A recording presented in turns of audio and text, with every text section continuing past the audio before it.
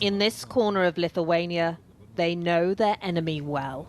On the other side of this border fence, the Russian territory of Kaliningrad.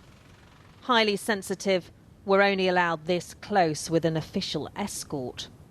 The Russian border post sits at the western end of the Suwałki Gap, an area some say has the potential to be one of the most dangerous places on Earth. So you can see the Russian territory in the background, but on the map I can show you why this area is sometimes called NATO's Achilles heel. And that's because this is the Suwałki Gap. At one end we've got Russian territory, at the other we've got Belarus, where Russian troops are posted. And the theory is if President Putin wanted to escalate this war further, he could essentially send troops from both east and west, cutting off the Baltic states from the rest of NATO. While there's no sign of panic in the sleepy border town of Vištytis, there's also no forgetting Russia houses troops and likely nuclear weapons next door. We hear helicopters, also maybe the tanks shooting. Former military man Vilius is now the town's doctor. We are afraid because if the Ukraine falls, we have a big problem. Why?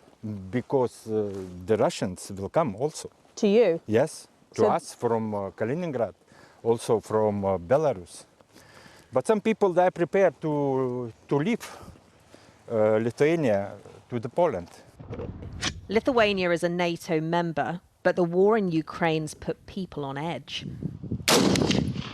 Volunteer militias have seen a surge in applicants willing to defend their country. Mindaugas is training to fight Russians in Ukraine for the second time this year. He's lived under Soviet occupation. Never again. The Russians won't come back here, he tells me. I will be one of those who will not let them come back. But at the far end of the Suwałki Gap, there's another potential danger zone. Russian troops currently stationed over the fence in Belarus could quickly cross this border if Putin ever decided to attack. Suwałki Gap is a critical point. While the government says there's no suggestion of invasion now, the risk remains. So we must be prepared all the time. In short term, would say risk and Russian capabilities are lower, but the risk of escalation is higher.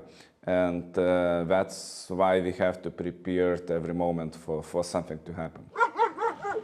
And so Lithuania remains poised, watching its borders, reinforcing its defences, prepared to respond with the full force of NATO if that day ever comes. Siobhan Robbins, Sky News, Lithuania.